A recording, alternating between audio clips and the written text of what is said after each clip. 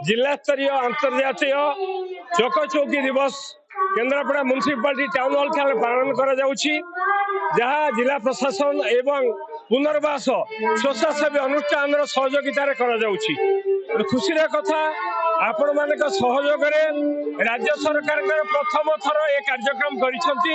आमे बास्केटबॉल प्रतियोगिता करिथिलु एवं रैली तापर एहीपरि वर्गर भिन्नक्षम मानकु जिला प्रशासन संबर्धित करिछि एवं आपण माने देखि पारुथबे व्हील चेयर बसी एक भिन्नक्षम पिला किभଳି भाବରେ तार दक्षता प्रतिपादन करुछि जे कि कहूछि मु भिन्नक्षम नुहे मु सक्षम। यह समस्त पाखु वार्ता जाऊ गले आग को आसिले अन्य माने आगरे सुजोग पाई परिबे। आज जिला स्तरीय आंतर्जातिक चका चौकी दिवस से आज आयोजन होता जिला सामाजिक सुरक्षा विभाग और सशक्तिकरण विभाग पक्षर केन्द्रापड़ा जिले में भिन्नक्षम भाई भौणी मानू सशक्त करिबारे एवं विभिन्न कार्यक्रम जरिए से सामाजिक और अर्थनैतिक प्रगति पाई जिला प्रशासन पक्षर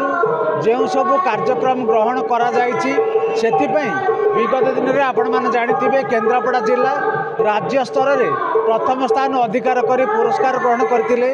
आमर जिला सामाजिक सुरक्षा अधिकारी प्रभाष चंद्र दास एवं तांको विभागर कर्मचारी मानकर अदम्य चेष्टा एवं आंतरिकता एवं जिला प्रशासन प्रोत्साहन फल केन्द्रापड़ा जिले में थिबा भिन्नक्षम भाई भौणी मानू सशक्त करिबारे आमे जो बलिष्ठ पदक्षेप नहींचु सेथिपई एवं तार जो सुचारू परिचालना पाई विभाग पक्षर आज मध्य आयोजन करा जायछि international district level international wheelchair day से व्यक्ति मैंने जोग देते रेस्पेक्टेड कलेक्टर सार आमर गीता मैडम आज जिला परिषद अध्यक्षा से भी आज मुख्य अतिथि भाव में ये उपस्थित थे। आपण मैंने जानिथिबे ये जो जिले में भिन्नक्षम सशक्तिकरण को सशक्त करने जो भाई भौणी मानकर अर्थनैतिक विकास पाई विभाग पक्षर तथा जिला प्रशासन पक्षर विभिन्न कार्यक्रम ग्रहण करा जायछि।